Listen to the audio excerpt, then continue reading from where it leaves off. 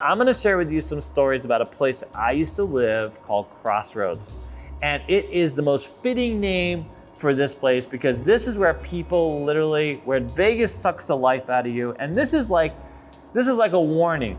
You know, Vegas is a fantastic place for a lot of people, but for some people, it can be kind of a trap. If you're someone who is prone to, drugs or drinking or, any kind of addiction, this kind of thing, Vegas, you might want to skip Vegas and go somewhere else because this Vegas can literally suck the life out of you. So here's one of my first. So I lived in this place called Crossroads, and me and a friend of mine, I'm going to refer to my other friend. We're just going to call him Frank, okay? It's someone I've known for quite a while, who's a roommate of mine, and me and him together, it's just hilarious, the interactions that we've had, because we look at everything through sort of our own lens. You guys have sort of known me a little bit now, and it's quite amazing. So actually, I'm gonna tell you two stories to introduce this series. The first story is, and these are true stories. You're gonna think that I'm like pulling your leg or coming up with crap, but I'm not. It's true stories. Okay, number one story is drive-through crack cakes. Drive-through crack cakes, okay? So there's a woman that's living, so by the way, these used to be condos. They were glorious condos back in the day. They sold for like 150, 200,000 back in early 1990s kind of thing, late 80s, early 90s. Now, you can't give these condos away.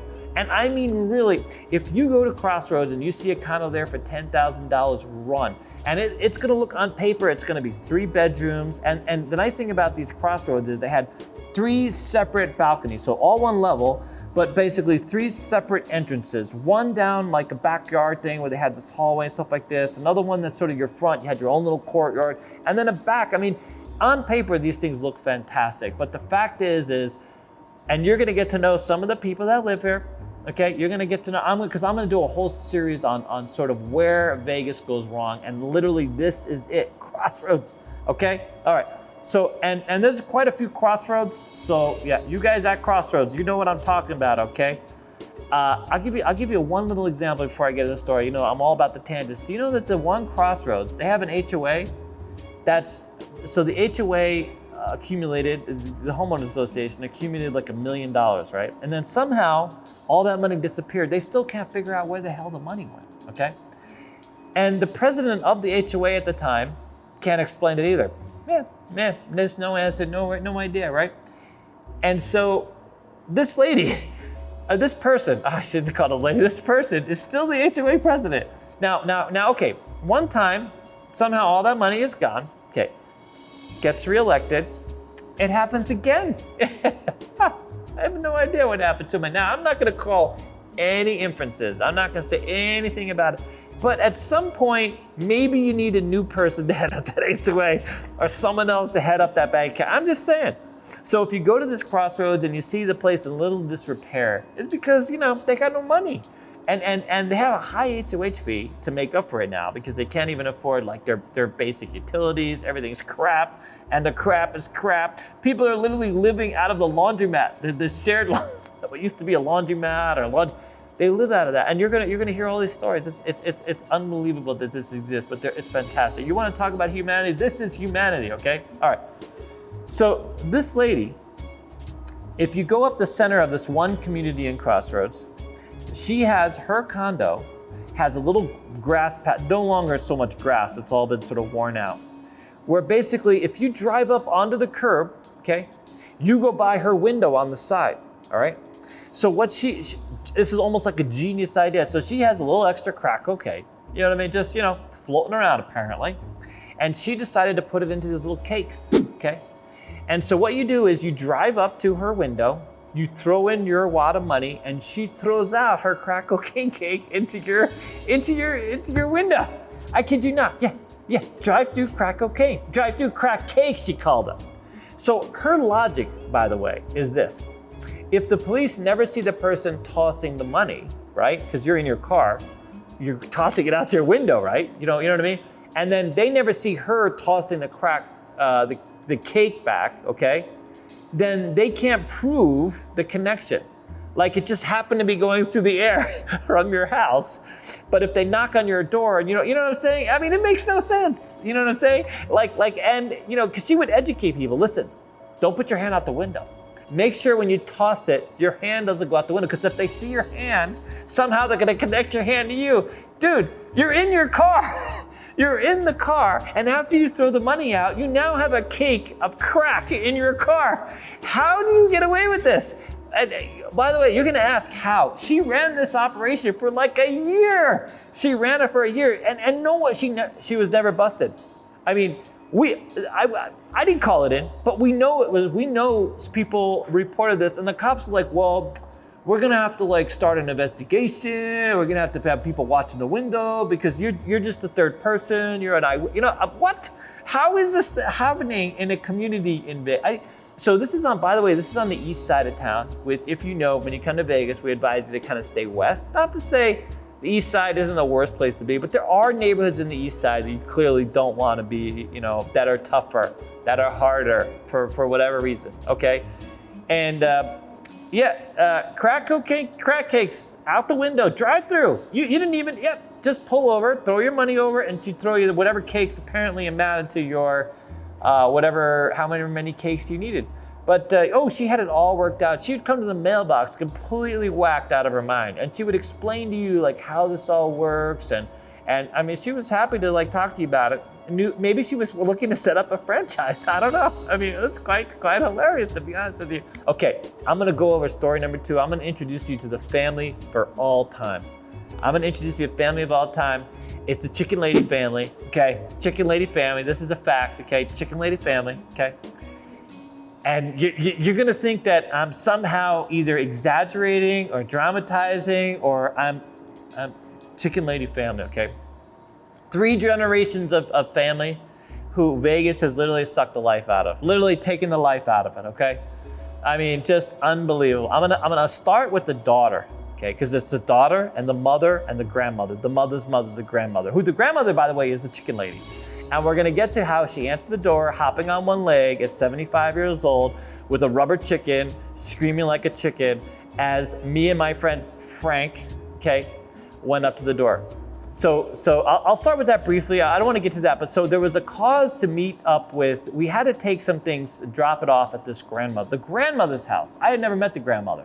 I had known about the daughter and the mother, never met the grandmother. The daughter lives in a home, or used to live in a home, with their boyfriend that had no doors.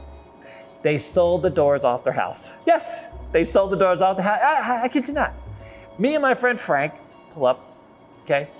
And we're there to donate some things, a bag of things, clothes and things. We know that this couple is kind of hard up and needs a few things. They have a baby, and so we're donating a few things, okay? As we pull up, we notice there's no side door. And then we know there's no front door. And there's no doors on this house because they've sold the doors off the front of their house, okay? All right, so as we're waiting in the car, okay, because the back door has pit bulls, and their backyard is littered with lots of refrigerators and ovens littered like in the backyard. And you can kind of see them, and the weeds are so high, you can see those. And you can hear the dogs barking. So me and my friend Frank are waiting for a friend to deliver the stuff to the house. And so we're told as we're sitting out there, oh yeah, the city or the county or whatever told us we got to get rid of all those refrigerators. Now, how many of you have a lot of refrigerators in your backyard? I happen to have 0 refrigerators in my backyard because my backyard is a backyard. Or have ovens in your backyard, okay? Or how many of you don't have doors on your house? How many of you have sold the doors to your house?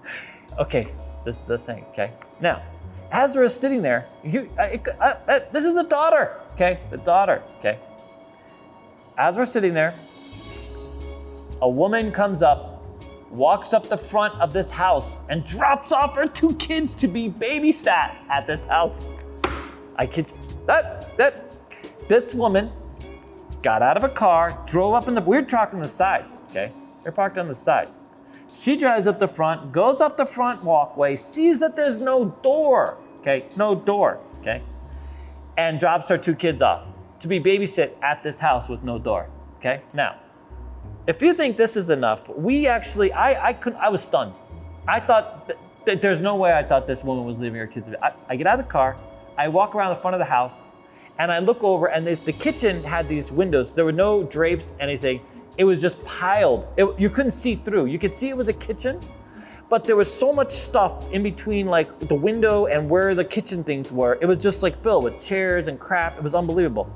So like here you are, you're a poor mother, and you're dropping your 2 little kids off at this house with no doors, pit bulls in the back, refrigerators, like multiple refrigerators and multiple ovens in the backyard, and a kitchen that's non-functioning. That there's just, if you turned on the stove, there would most likely be some type of explosion going on at this house. This is what's going on. This is a daughter, okay? This is a thing. I can take you to this house. It's unbelievable. This is where Vegas has literally sucked the life out of it. Okay, so I first met this family through the mother. I hadn't met the daughter yet. I first met the family through the mother. The mother knocked on my condo at Crossroads. By the way, I was living at Crossroads because a friend of ours rented this one condo out. I had no idea what I was getting into, to be honest. It was cheap, and on paper, this place looks fantastic. 3-bedroom, big ass condo, all these but once you live there for a week, you know why it's so cheap. You know why it's such a good, cheap for a reason. Okay. The mother one time, this woman drives up to my door, bikes up to my door, knocks on my door. She's clearly intoxicated, and she wants a quarter. She wants 25 cents from me. She's explaining to me, it took her about 5 minutes, how she wants to buy a 40. Instead of buying a can of beer, she wants to buy 40-ounce beer, and she's short a quarter. And so she's just absolutely wasted riding this. She can't even keep her bicycle up, and she wants 25 cents. We had just moved in. I didn't know whether or not to give it. So I gave her 25 cents. That's all she wanted. She locked on my door random. I had no idea. She had no idea who I was. Apparently she'd been going down the street knocking on doors for 25 cents so she could buy herself a 40-ouncer. And of course, after that, we found out that she was a local. She rides her bike. She gets drunk. She rides her bike around, and she's just trying to bun money to make money for her beer. And of course, later, this is her daughter's house. Then I get to the grandmother's house. I'm just real quick to introduce, these are characters in this story. This unfolded, okay? The grandmother, me and Frank show up one night. It's late at night to this house to drop stuff off at what we find out is a grandma. I had never met the grandmother, and I'm thinking to myself, holy crap. You know how normally, you might have like the mother, you might have like a family that's in a little bit of turmoil, but usually the grandparents are like, solid, right? That's like the rock, right? Because at that age, you got to figure stuff out. We go to the front door. We open the door. They finally open the door. 2 people come running out both sides, and they thought we were police officers. They came running out both sides. The next thing you know, we hear this screaming and yelling. This 75-year-old woman is hopping on one leg with a chicken, a rubber chicken in her other hand, screaming about the chicken dance. And dude, I'm like, that's it. I'm checking out. This is the family, 3 generations. Just the life sucked out in Vegas just to completely crush them. But anyways, I have a lot of stories of Spain. I'm going to introduce a new series about Crossroads because you will not believe what goes on at this place. Quite literally. It's tremendous. Anyways, thanks for tuning in. I hope you had fun. Love you guys. Be safe, be well, and I'll see you next time here. Take care, like, subscribe. Bye-bye. Bye. What's going on, guys? It's Alex here. We just finished recording our 12-minute challenge. We'd like to invite you guys, anyone that's interested in coming down, you don't have to pay or anything like that. Just come down, join our Discord link, and also join us on Twitch. We stream 4 days a week, live blackjack, live craps, live carnival games. Hope to see you soon. Bye.